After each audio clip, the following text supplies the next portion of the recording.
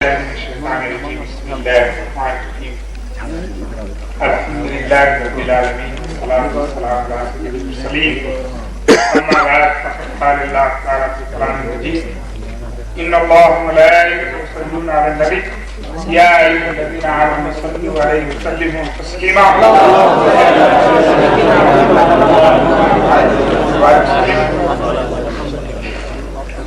عمر گزاری اور راہ کے گردانے میں آفتاب ویلو فرماتے ہیں عمر تو گزاری اور راہ کے گردانے میں علم نقطے میں چھپاتا ہمیں معلوم نہ تھا. سبحان اللہ. عمر گزاری اور راہ کے گردانے میں علم نقطے میں چھپاتا ہمیں معلوم نہ تھا. کیا بات ہے. سبحان اللہ. اشارہ ہو رہا ہے. سبحان اللہ. سامنے اکرام مقررین حضرات نے خطاب فرمایا مگر علم کا چھپا تھا اب ظاہر ہے. حضرت قبلہ کے خطاب کے بعد اب معلوم ہوا کہ علم کا تھا. کیا حسن یوسف دم عیسیٰ ید بیضا داری حسن یوسف دم عیسیٰ ید بیضا داری آچے خوبا ہمدارم تو تنہا داری ہے. اچھا ہے. سبحان اللہ. موضوع اچھا ملا تھا. سبحان اللہ. الا یا ایوہ الساقی ادرک آشا ہونا ملہا الا یا ایوہ الساقی ادرک آشا ہونا ملہا کہ عشق آشا نمود اول ولے افتاد مشکل ہا. بہت خوب. حضرت کے باتوں میں آگے آپ حضرت کے راستے میں چل گئے. ابتدا میں تو بہت آسانیاں لگائیں گی بہت آسانیاں لگائیں گی. حضرت کے راستے جو بلائے حضرت تصوف کے راستے پر ولے افتاد مشکل ہاں. تو سامعین اکرام حضرت ایک نقطہ آپ کو اشارہ دیتے ہوئے آگے چلے گئے. حضرت نے فرمایا کہ پورے چیزیں آپ کے لیے ہی نہیں ہے. سنت اور فرائض تک آپ ہیں باقی ہم ہیں. تصوف کا میدان آپ کے لیے نہیں. حسن یوسف دم عیسیٰ ید بیضا داری آج خوبا ہمارا تو تنہا داری. ایک ایک چیز ایک ایک پیغمبر کے پاس ایک ایک چیز تھی مگر سب چیزاں کس میں تھے؟ حضور اکرم احمد مصطفیٰ محمد مصطفیٰ صلی اللہ علیہ وسلم. آج کی یہ محفل آفتاب ویلور کہ اس روحانی بزرگان دین کے اس دارالعلوم لطیفیہ فیضان لطیفیہ کی دستار بندی کے سلسلے میں ہے. آج کی اس محفل میں ضرور بضرور آفتاب ویلور شامل حال ہوں گے اور بے شک اپنی رحمت نازل فرما رہے ہیں. سامعین اکرام آفتاب ویلور کا یہ سلسلہ پور سے نکل کر جب حضرت مکان ویلور پہنچا تو اس وقت پر حضور اکرم احمد مصطفیٰ محمد مصطفیٰ صلی اللہ علیہ وسلم نے سید شاہ عبداللطیف قادری بیجاپوری رحمۃ اللہ علیہ خواب میں بشارت دی کہ اے میرے فرزند آپ ایک مدرسہ بنائیں ایک خانقاہ بنائیں ایک مسجد بنائیں.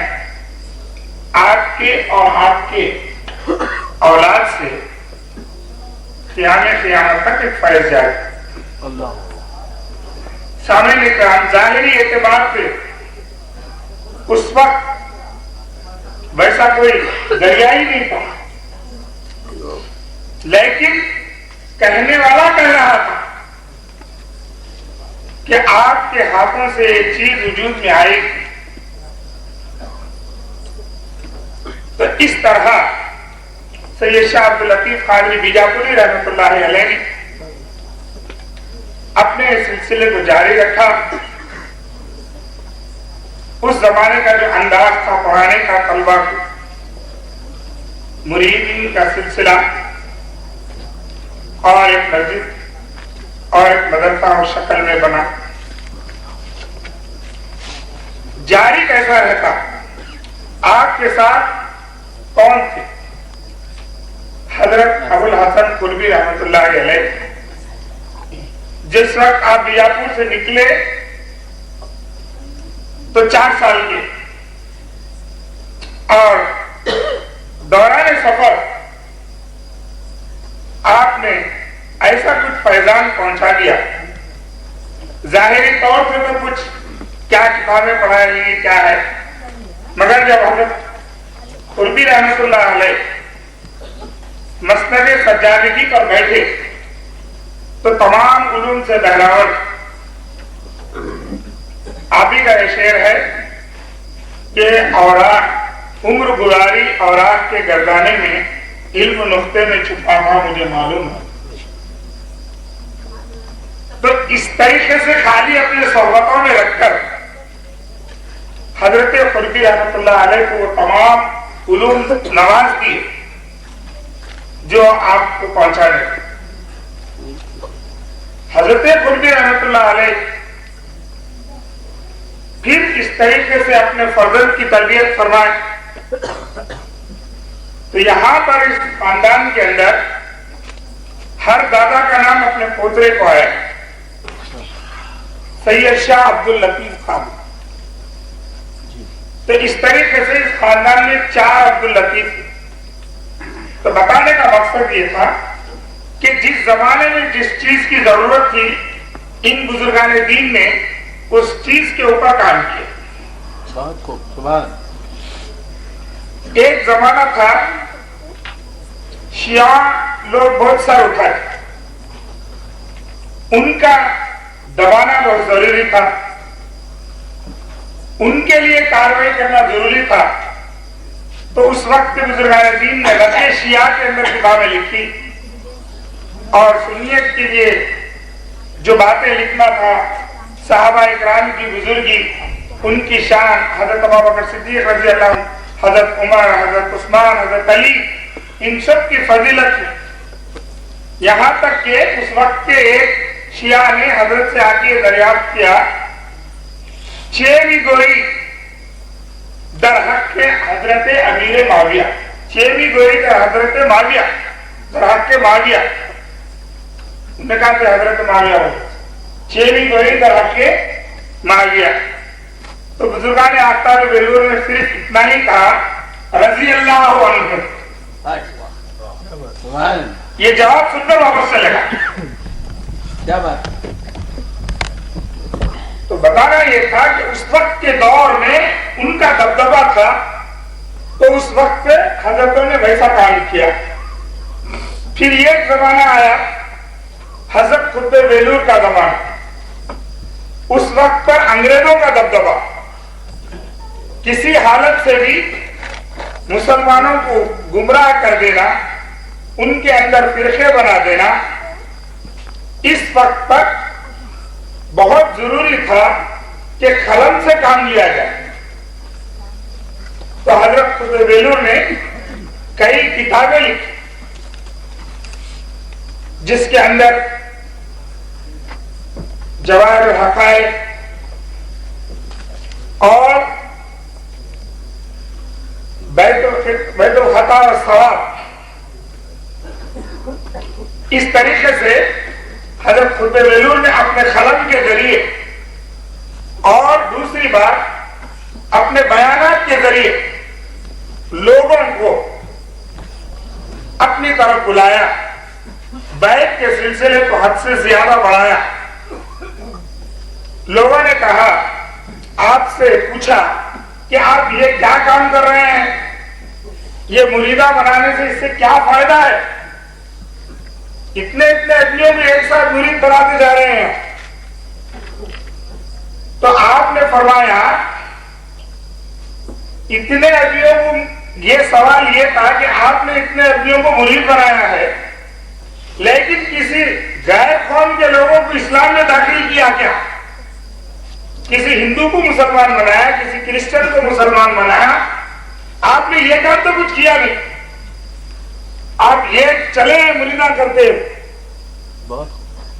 اس وقت حضرت قطب ویلور کا یہ جواب تھا کہ کسی کو مسلمان بنانے سے اب کام ہونے والا نہیں ہے, جو مسلمان ہیں ان کو اپنے کنٹرول میں کرنا ہے, ان کو گمراہ ہونے سے بچانا ہے, ان کو گمراہ ہونے سے بچانا ہے. یہ کام حضرت قطب ویلور کا تھا کہ اس وقت پر جو تحریک چلی تھی, مسلمانوں کے حالات, ان سے حکومتیں چلے گئی تھی, ان کی نوابی چلے گئی تھی, ان کا کوئی سرپرست نہیں تھا, کوئی نہیں. ایسے وقت پر حضرت قطب ویلور آگے بڑھے اور انہوں نے بیعت اور خلافت کے ذریعے ہر ایک علاقے میں اپنا ایک خلیفہ بنا کر اس کے ذریعے لوگوں کو سچا مسلمان بنایا, ان کو اسلام سے باہر ہونے سے بچائیے. بظاہر تو مسلمان ہو رہے. حضرت قطب ویلور سے لوگ پھر سوال کرتے تو آپ یہ فرماتے تھے کہ اگر میرا مرید کچھ اٹھتا کہ آپ اتنے لوگوں کو مرید بنا رہے ہیں, کیا سب کے سب کامل ہو جائیں گے؟ تو حضرت قطب ویلور نے فرمایا ایسی بات نہیں ہے, ایسا مت بولو, کم سے کم انہیں میرے خوف سے تو راہ اسلام میں دین اسلام پر چلے گا. اپنے مرشد کے خوف سے کوئی ایک کام کرنے گیا, اگر کوئی رپورٹ اس کی چلے گئی مرشد کو تو کیا ہوگا؟ کم سے کم یہ خوف اور یہ دبدبے کی وجہ سے تو جو ہے انہیں اسلام کے فرائض پر قائم دائم رہے گا, اس کو اپنے پیر کا خوف ہوگا. اس طریقے سے یہ حضرت قطب ویلور کا زمانہ چلا. بعد میں ایک چیز اور آئی, یہ ہمارے بزرگان دین کے زمانے میں, کہ سرپرستی تو پہلے چلے ہی گئی تھی, حکومتیں تو چلی گئی تھی, لیکن اب جو بچا کچا تھا اردو کا معاملہ وہ بھی جانے لگا تھا. پہلے ہمارے زمانے میں بولتے تھے بڑے فارسی بیچے تھے, دیکھو یہ قسمت کے کھیل. پہلی بات تو بتائی. لیکن اب یہ بات ایسی ہو رہی تھی کہ فارسی بھی چلے گئی, عربی بھی چلے گئی, بچی تو صرف اردو. تو ہمارے ناظم صاحب قبلہ اعلیٰ حضرت قبلہ نے یہ کام کیا کہ اب یہ عربی اور فارسی میں لوگوں کے سامنے کتابیں پیش کریں گے تو کچھ بھی فائدہ نہیں ہے. تو اپنے بزرگان دین کے جو کتابیں تھے اس کا ترجمہ پیش کرنا شروع. تو آپ بولیں گے کہ اس سے فائدہ کیا ہوا؟ تو یہ جو مسائل تھے, جو پہلے جو آتے تھے مسائل, وہی مسائل پھر لوٹ کے آنے لگے. جیسا کہ پھول کا مسئلہ, نوشے کو پھول پلانا نہیں پلانا, ایسے مسئلے چند ایسے تھے جو پہلے زمانے میں تھے, اس کا جواب دے دیا گیا, لیکن وہ کہنے تھے عربی اور فارسی میں تھے. پھر آج کے زمانے میں بھی جو ہے وہی مسائل دہرائے جا رہے ہیں. تو پھر اسی چیز کو جب تراجم کے ذریعے, اردو ترجمے کے ذریعے لوگوں کے سامنے پیش کیا گیا, تو کیا یہ بات پہلے بھی چھپ چکی ہے؟ کیونکہ فارسی بھی ساتھ ہے, اس کا اردو ترجمہ بھی ساتھ. اور حضرت قطب ویلور لوگوں کو فتوے دیا کرتے تھے. وہ فتوے اس طریقے کے خطوط کے جو جواب دیتے تھے اس کے اندر بھی فتوے تھے. تو وہ فتووں کے ذریعے پھر جو ہے اللطیف کے ذریعے یہ چیزیں لوگوں کے سامنے پیش کی. اب حال ہی کی بات ہے, سال گزشتہ کی بات, کہ ولیمے کا طریقہ کچھ ایسا بدل دیا گیا کہ عصر کی نماز کے بعد نکاح, مغرب کی نماز کے بعد ولیمہ. جبکہ عقد کے معنی بھی گھیٹی کے ہوتے ہیں, نکاح کے معنی بھی وہی ہوتے ہیں. سب کے جب گھیٹی پڑی ہی نہیں تو ولیمہ کیسا؟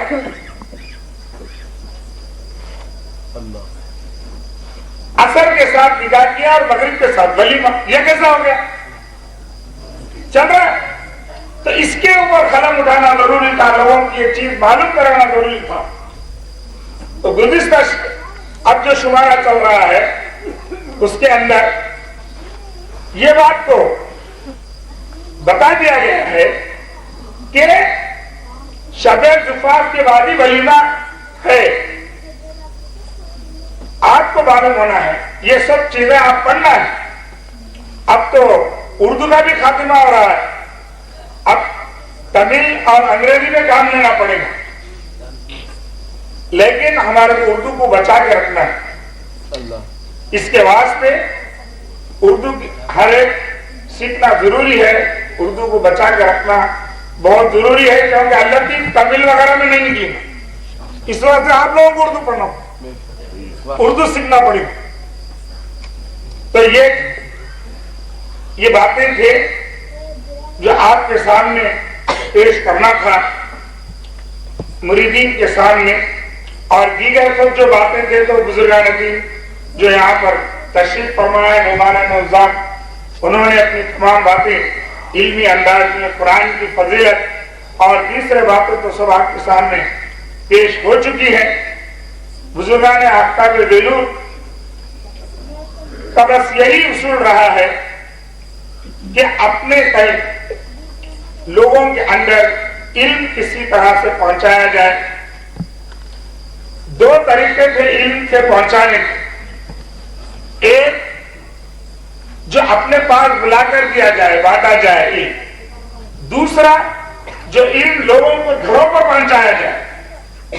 تو بزرگوں نے پہلے طریقے کو اپنایا کہ جو لوگ آ کے ان کی صحبت میں بیٹھیں گے, ان کے فیض میں رہیں گے, ان کو علم ملے گا. اس سے دو باتیں بتانا تھا, ایک تو کتابی علم دینا تھا, اور دوسرا جو ہے اپنے حرکات و سکنات کے ذریعے, اپنے چال چلن کے ذریعے ان کے اندر عملی طور سے بھی جو ہے علم پہنچانا تھا. علم چندہ کے ریشتہ خانی درتو عمل نے استنادانی, چھ محقق قوت کے دانش مند, چار پائے برو کتابیں چند, آپ ہی نظرہ چھ علم و خبر برو حید مستی عادت کا. علم اگر ہے تو اس کے ساتھ ساتھ عمل آنا. علم دیکھتا ہے کہ عمل پیچھے آ رہا ہے یا نہیں ہے, اگر عمل پیچھے آ رہا ہے تو رہتا ہے, نہیں تو چل جاتا. تو اس طریقے سے بزرگان دین آفتاب بیلور نے ایک طرف علم سکھانے کا سلسلہ رکھا, ایک طرف عمل کرنے کا سلسلہ رکھا. علم سیکھنا بھی ہے اور بزرگوں کی صحبتوں میں رہ کر دیکھ کر اس کے اوپر عمل کرنا بھی. تو یہ سلسلہ اس طریقے سے جاری و ساری ہے کہ علم سیکھو اور سیکھنے کے بعد اس کے اوپر عمل کرو. ورنہ اس کی مثال ایسی بتائی ہے سعدی علیہ الرحمٰن نے کہ ایک جانور ہے جس کے اوپر کتابوں کا دفتر ہے, سبھی معلوم نہیں ہوتا, لکڑی کا گٹھا ہے, سبھی اس کو معلوم نہیں ہوتا, اس کے تو کیا ہے وزن ہے, رکھا ہوا ہے, لے جانا. اب بزرگان دین تربیت کیسا فرماتے ہیں. بزرگ تھے, ان کے پاس ایک مرید آیا تاکہ حضرت کی خدمت میں رہ کے علم حاصل کرے, سیکھے تربیت پر. لیکن وہ گھر کی باتیں دیکھتی کہ جب بھی اس کے گھر کے اس کے پاس کشتی زیادہ, کھانے کو کم دیکھتا, لڑکی کو زیادہ دیکھتا. انہوں نے جا کے مرشد کو بولا, نہیں یہ تمہارا مرید برابر نہیں ہے, انہیں تمہارے گھر کہاں علم سیکھنا آیا ہے, انہیں تو میرے واسطے ہے. اب مرشد کو کیا کرنا تھا, وہ مرید کو راہ راستے لانا تھا. اب سیدھا سیدھا بولے تو انہیں سنی گا, اس کے واسطے انہوں نے ایک طریقہ اپنایا. کیا کرنے کے لیے, مرید کو سیدھے راستے پر لانے کے لیے مرشد کا طریقہ دیکھیے کیسے. انہوں نے کیا کیا, مرید اس نوکرانی کو بلایا, ملازمہ کو بلا کے اس لڑکی کو جلا دیا اور یہ بولا کہ جتنا بھی پائخانہ تیرے کو ہوتا ہے تو اس کنڈے میں رکھ کرنا, کنڈے.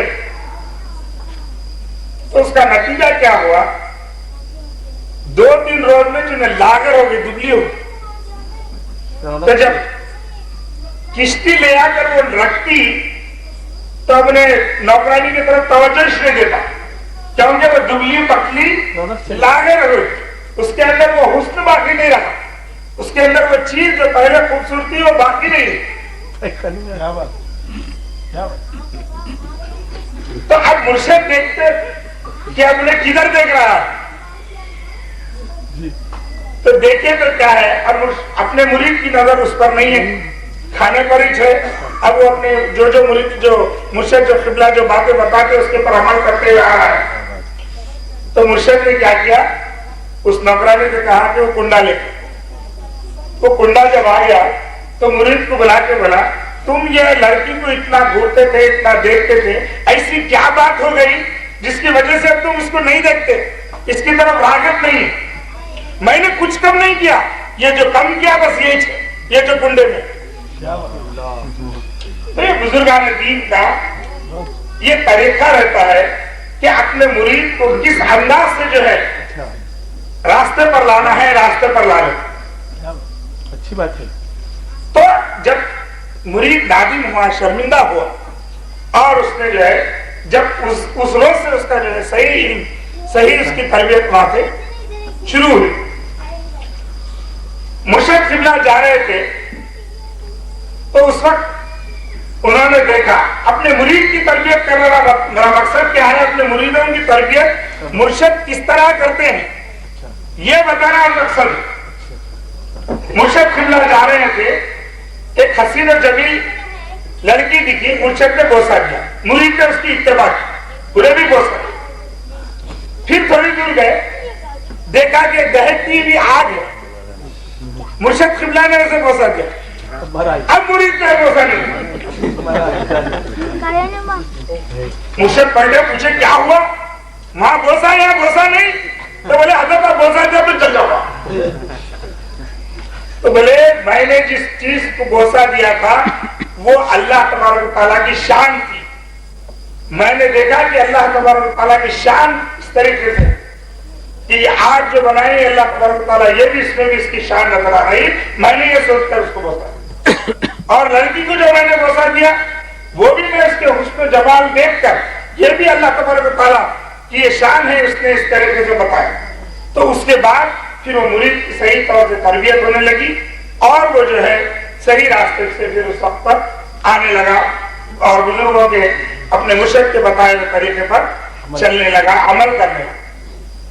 تو آپ کے بزرگان دین آفتاب ویلور جس طریقے پر چلتے ہیں، جو راستہ اختیار کیے ہوئے ہیں، آپ بزرگان دین آفتاب ویلور کے اہلیان منتقل اکثر مریدین متأخرین ہیں، تو ان کی تعلیمات کو، ان کے طریقہ کار کو، ان کی جو زندگیوں کے حالات ہے، تاوقت کہ آپ اس کا مطالعہ نہیں کریں گے، آپ کو جو ہے صحیح معنوں میں آپ کی تربیت نہیں ہو سکتی ہے۔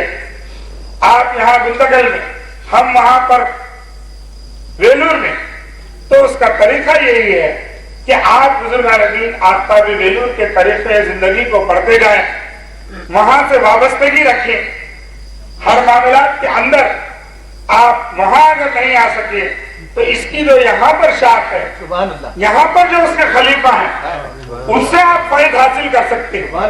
اگر ان کو بھی اگر کوئی چیز کی ضرورت پڑی وہ ہمارے سے رائے کا خالق، اس طریقے سے کڑی سے کڑی ملے، اور یہ کڑی کا سلسلہ جاری ہے۔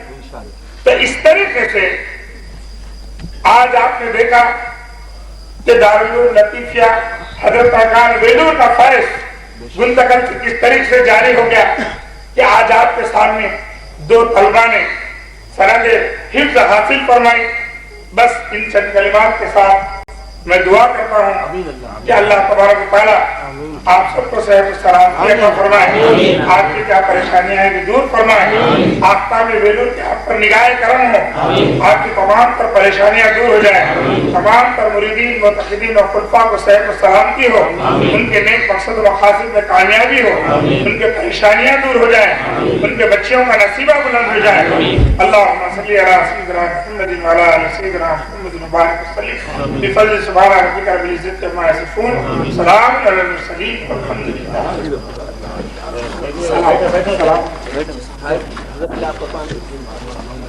شہزادے کا حضرات اب آخر میں شکریہ کے لیے میں محترم دارالعلوم لطیفیہ سے گزارش کروں گا کہ وہ شکریہ ادا کرے اور اس کے بعد صلاۃ السلام ہے، اس کے بعد آپ. السلام علیکم ورحمۃ اللہ تعالیٰ وبرکاتہ. حاضرین وقت بہت ہو چلا ہے، میں زیادہ دیر وقت لینا نہیں چاہتا، صرف 2 کلمات اور چند کلمات پر اس سلسلے کو اختتام تک پہنچانا چاہتا ہوں. سب سے پہلے میں صدر محترم پیر و مرشد حضرت علامہ سید شاہ ابو عثمان پاشا صاحب قادری قبلہ مدینہ اللہ علیہ ناظم دارالعلوم لطیفیہ و سجادہ نشین مکان